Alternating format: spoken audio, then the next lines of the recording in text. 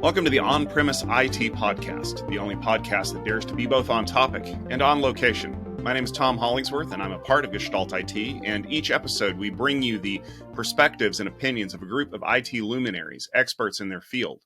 I'd like to take a moment for our panel to introduce themselves before we jump into the topic or the premise for today's episode, starting with Avril. Hi, my name's Avril Salter, and I'm an independent consultant. I've been working in the wireless industry for many years, over 20 years, I think it is. So welcome. Hi, my name is Mario Gingras. I'm currently wireless network analyst at a large financial company back up here in Canada. I'm in the networking industry for the last 25 years now, I guess. Hi, I'm Sam Clements. I've been in the wireless industry for a little over 20 years, and I guess currently unemployed, right? Currently independent consultant. That's what they call it. All right. Well, thank you all very much for joining us for this episode. Let's jump into the premise. You've probably heard a lot of talk about some of the hot new Wi-Fi topics. No. I'm not talking about Wi-Fi 7. That's a different podcast. This is talking about Wi-Fi 6E.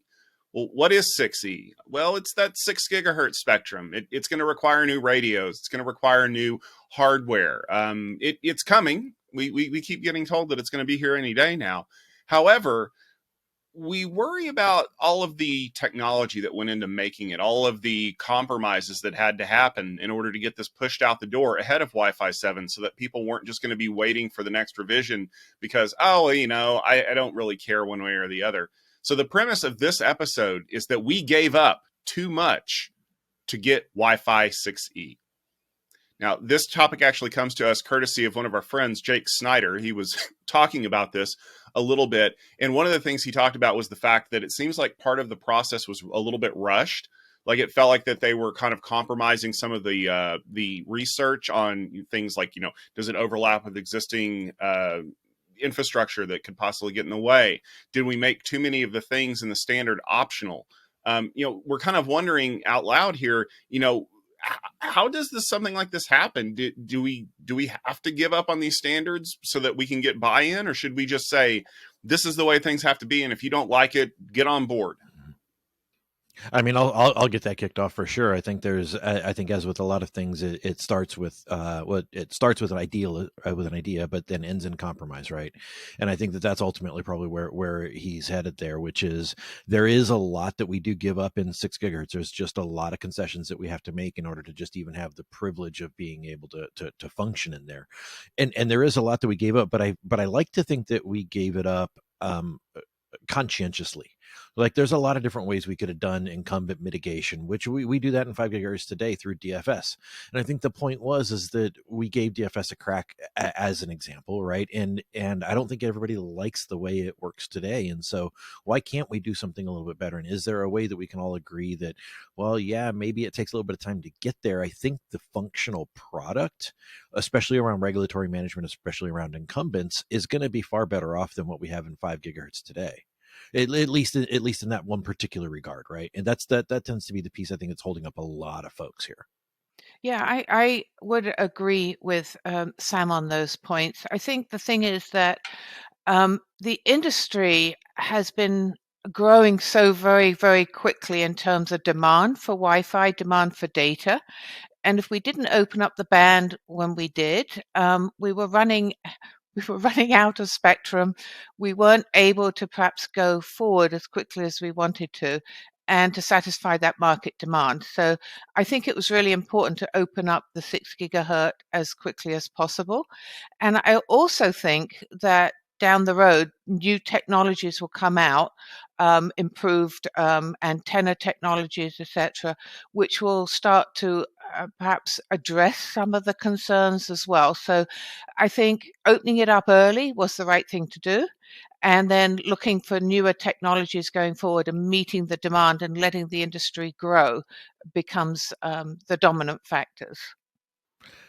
I find it interesting when we start talking about expanded use cases and business justification for adopting 6 gigahertz and the like. I don't know that I've heard a single business use case today that requires 6 gigahertz that couldn't be done in 5 gigahertz.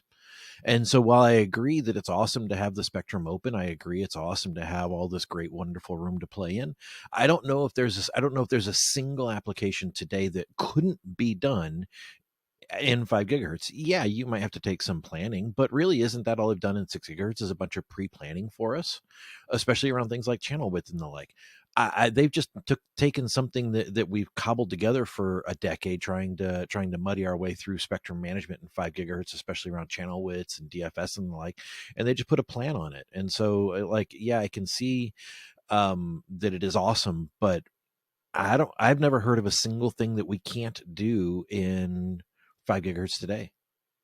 I think the demand for data, wireless data, is the underlying. It's not like one silver bullet application, but the demand is going like this. And so if you don't have enough spectrum to meet that demand, then, and that's really what I was referring to, it's just the significant growth of data, not a silver bullet application. Personally, I think that the fact that with 6E, you drop all the backward compatibility, will be the biggest winner, because for every new standard they introduce, they always say, oh, this will be the holy grail of Wi-Fi. But we still have, oh, you know what? We might still have that old 802.11b scanner, what have you, that is there and will kill all your spectrum. Look at even today, we have deployment, we have vast majority of 802.11ax, but you know what? I have a small Apple Watch, and that thing is 802.11n, one spatial train. So when that thing talk, it's everyone around. I think that's the biggest thing about 6E is the no backward compatibility. But it comes with a cost in terms of configuration, in terms of planning, and all those nice things that used to work that may not work. Like roaming might be challenging, especially if you move from 6 to 5 or 5 to 6. So a question that I have kind of around that same thing was I heard a lot of chatter from friends of mine in the wireless industry about how modern devices, were falling behind because they didn't have 6E radios in them. I'm specifically talking about Apple's MacBook, Apple's iPad, Apple's iPhone. The iPhone is completely outdated because it only has a 6 radio. It doesn't have 6E like the iPad or the MacBook or some of the Android phones that have been put out. But Sam, what you said and kind of what everybody else said is, you don't need that because you have enough bandwidth from the devices that you're using. And Mario, kind of to your point, even in a MacBook or an iPad, from what I've understood, even getting the 6 gigahertz radio to connect requires you to connect on the 5 gigahertz radio to create to connect some of the handshake stuff. So in a way, we still have to support all of these other devices. So why is it that people have this idea that you have to be running the latest technology? By that same token, I could say that every handset is completely outdated now because it doesn't have a Wi-Fi 7 radio in it, because I've seen a Wi-Fi 7 access point. Granted, it's not in the wild and it's a consumer grade device, but I mean, where does the elevator stop? I guess would be a good way to put it. It doesn't. it never will, and really, I think you really hit the nail square on the head there, Tom. Which is, these use cases, as Avril said, right? It's about servicing the data demand, not necessarily a specific thing that you're trying to do. And these devices are all about being able to connect anywhere and do the best they can with the resources they have. Like I get it. That's why we have CBRS support in the iPhone, despite the fact that it's clearly not taking like we expected it would. And so we see some of these things, and I hope that we're not going to get to a point where we see manufacturers start dropping some of these other technologies like CBRS in favor for things like 6 gigahertz. We know they have to make choices. We know they have to make choices from thermal envelope, from COGS perspective, from just resources in the devices. And at some point they're going to go, okay, cool. What's going to pay off more? Something like having CBRS or something like 6 gigahertz. And I think it's just going to in turn fragment the industry more, because you're going to get those Android manufacturers who go, well, I'm going to leave this out in order to grab this. And you just end up with inconsistent technology adoption across devices. It's going to be a really long time before we see 6 gigahertz pervasively available. If I may, CBRS is great in the US. I'm not sure about if it's open in Europe. it's sure not still not. Yeah, yeah. Well, even because if you talk about CBRS, the problem is this is great for US. It doesn't work. I think that 6E will probably have more traction because more and more countries are opening the spectrum. In fact, EMEA opened it, most of them. We curiously, it used to be Industry Canada. Now I think I said something like that. They had just more letter to the regulation. What is it? The regulation.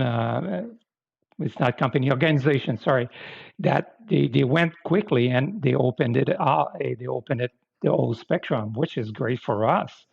And even though, you know, Apple was never very quick to adopt new speed. Remember when they released the first, I think when they moved to LTE, they were not the first one there because energy consumption and what they have in their so thing will come. It's kind of like, fill a dream, build it, and people will come. I think this is where we are going to. The challenge is always what comes first, the chicken or the hen.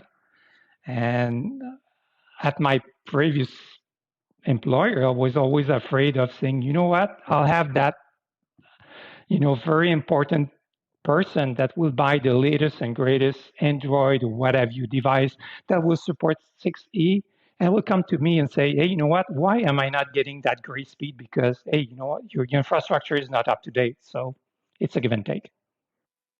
So I was going to make two comments to Tom's question. First is that I don't think there's a wireless technology that I've come across that you always have that challenge of, are the clients going to be there, or is the access point or the base station going to be first?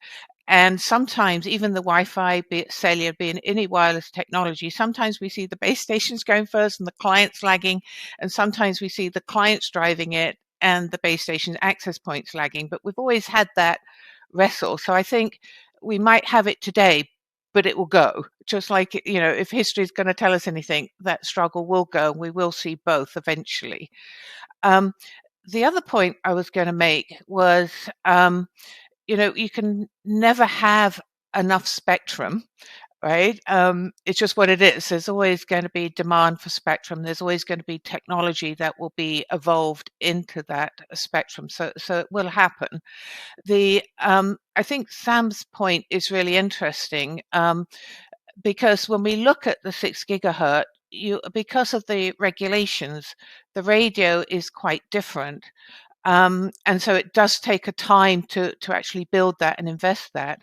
At the same time, we have an interesting kind of quandary because in the 6 gigahertz, we didn't need backward compatibility, but we've kept many of the features and capabilities of how Wi-Fi works the same, which does potentially make it a little bit quicker to enter the market, but at the same time was a lost opportunity.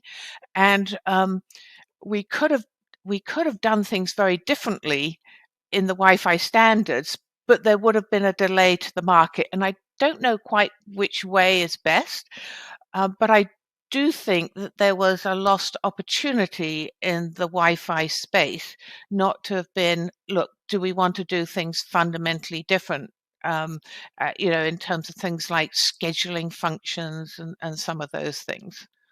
No doubt about it. I think that that we're perpetuating the backwards compatibility problem, which is we sort of drew a line in the sand and we said, hey, this, from this point forward is all new with the 6 gigahertz adoption, but what's that going to look like in 10 years, 15 years, 20 years? We're going to be looking back going, man, you remember that 6E stuff that we have to stay compatible with now? Shoot, we messed that all up. And you're 100% correct. We just now reset the backwards compatibility problem and we defer it for another couple decades.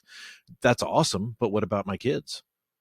I'll actually add one more wrinkle in there, Avril, because I know for a fact that the ultimate goal of a standards body is to produce something that is, basically it's a compromise, which means nobody is happy.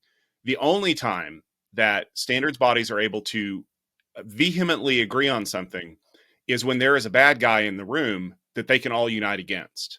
And the three examples that I can give you of that are 802.1q, 802.3 AF, power over Ethernet, or I'm sorry, AT, and Trill. In 2 of those cases, literally the entire industry united to do the opposite of what Cisco wanted. And in the 3rd case, I have it on good authority that at least 4 people in the Trill working group literally united to not do what Radia Perlman wanted. So in a way, we don't get standards unless nobody is happy or everybody is literally bullying somebody out of the room. So could we have done it a little bit better? Yes. Would it have taken forever to do? Probably. We might have even gotten a 6E. It probably would have been like, a 6 update 2 or just rolled forward into 7. But ultimately, what happened was, quite honestly, there were too many people that had their own little way of wanting things to be done, and there was no enemy to unite against. So did that create enough tension in the industry where they just said, well, fine, we'll make everything optional. You don't have to agree to any of it, and we don't care as long as we can get this thing pushed out the window because we've already printed the Wi-Fi 6E stickers that we want to hand out, and we got to have something. You bring up a really interesting point. I sometimes think that the reason why everything in the standard is optional is because if you can't get anybody to agree, you just make lots of options in there, and you can go it this way or that way.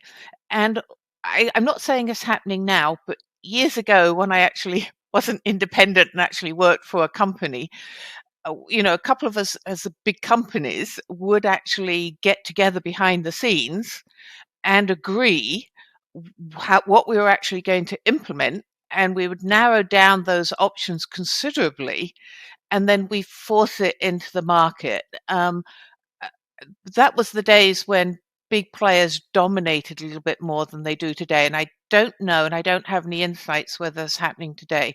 But I think you're absolutely right there, Tom, is options get it out the door and get the standard done. And then the big players can work behind the scenes to work out what features actually roll out when and get consistency between them.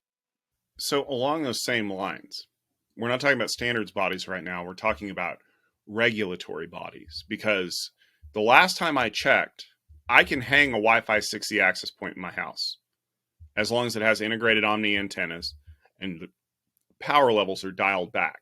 As soon as I try to hang that thing outdoors, I'm going to get in trouble. If I can't even connect an external antenna to it because there's no place to plug the antennas in.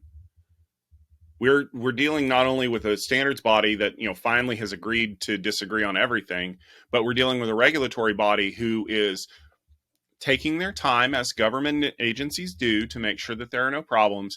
Meanwhile, we did find a bad guy. It's the incumbents who owned the 6 gigahertz spectrum before it was opened up, coming in, banging pots and pans everywhere, claiming that there's too much interference for their mission critical operations. And if you do this, then you're going to destroy us and all this other stuff. And the FCC is trying to balance both sides. Well, you've got the Wi-Fi people on one side clamoring to open this up so they can use it for point-to-point bridges or whatever. And the incumbents on the other side claiming that airplanes are going to start falling out of the sky if we let people broadcast outdoors. So how can we work with the regulatory bodies to ensure that we can fully implement the standard as written, while at the same time understanding the pressure that they're under by, quite honestly, the people lobbying them? We could take a page out of politics and just out extreme them. We just be more atrocious and more, well, if you don't turn it on, then the planes are going to start falling from the sky, or the moon's going to fall, right? Yeah. No, that's sometimes it's hard to argue with those sort of illogical responses, but yeah, unfortunately, because they were there first, they do have first rights, and I think the FCC in that regard has done a good fashion. I think that AFC management, especially around incumbents, is probably better than DFS. And as a note there, I was actually talking with Stuart Strickland a couple of weeks ago during Aruba Atmosphere, because we were having this discussion about, well, how often should the access point check in with the AFS database in order to make sure that it's not stomping all over someone's spectrum. And my argument to some of the people there was, how often does the spectrum change that it needs to check in super frequently?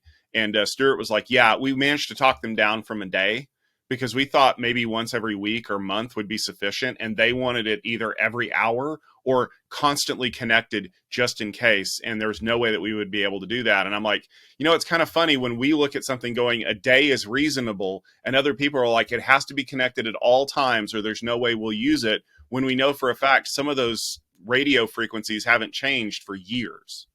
Yeah. That is pretty atrocious. You're right, and I think that as we look at those things that do drive channel changes, and we do look at this very, very reasonably, your big changes come from when your facility moves, right, or when you move a rack or when you move a thing. But yeah, by and large, I'd expect those things to be pretty static. Yeah, you're going to have some churn here and there, but I would expect those to be far less than checking them once a day. But I think that's probably where they're going to end up. Yeah.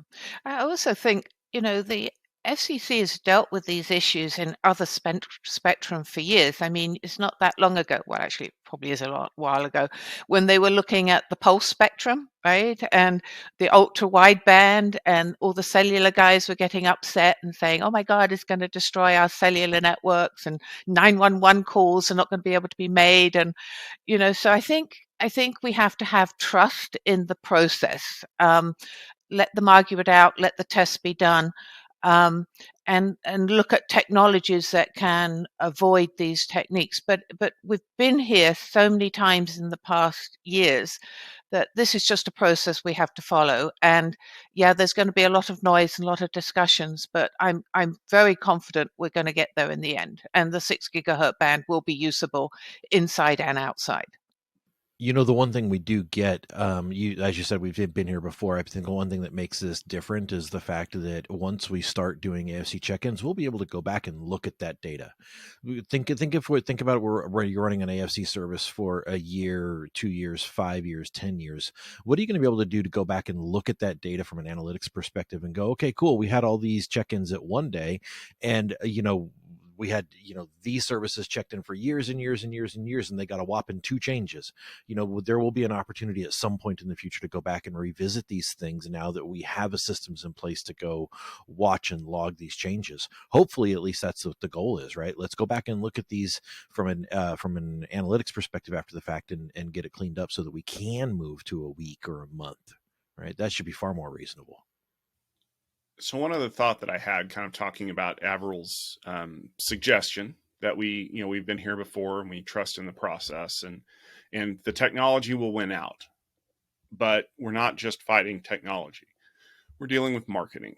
And one of the things that has come up is the fact that, we had 6, this is 6E or 6R2, depending on which version you're using, but 7 is right around the corner. So in a perfect world, the amount of time that we have between the implementation of these new revisions before 802.11be comes out, we'd have enough time to sort everything out. But what we're really faced with is customers who don't want to upgrade the access points they've got because there's something kind of new on the horizon, and they'll wait for that. So now you have vendors who are using all manner of fun things to get people to want to buy those access points, even if they know they're not ready yet. I've talked to a number of companies who are like, yeah, you can buy our access point. It's Wi-Fi 6E ready.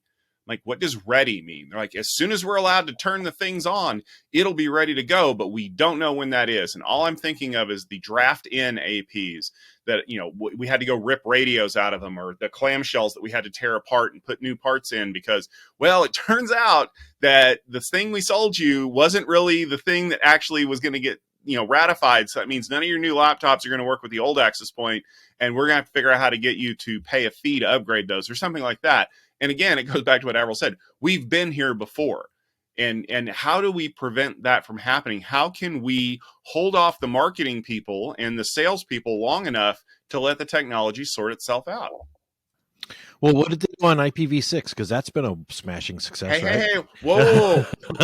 We're not bringing up 25-year-old technology here, Mr. Clements. You said the technology will win out. That's all I'm saying. If I can add, just stop paying the salesman and marketing by the amount of money they bring back to the company. That's basically, yeah, I know you're laughing, but that's basically it. Okay, I have a new gizmo that I need to sell, so I have to make it great every year. And that's capitalism at its best, and that's okay. That's a system that works. But at the end of the day, is have that access point that, let's say, do Wi-Fi 6, is sure that name your vendor will come up with that new gizmo that do Wi-Fi 6E or 7 or what Wi-Fi 99 and nobody knows how many years, and they will want you to buy the greatest and the best and greatest technology, the latest one, even though it's not really, even though you don't need it, because hey, they got to make their numbers at the end of the day and please the investors. So I will say that given the choice of the two things we just discussed, it's more likely that IPv6 will actually be implemented in reality in large numbers than it will be to convince the salespeople to not get paid on the products. I agree on that. Right. I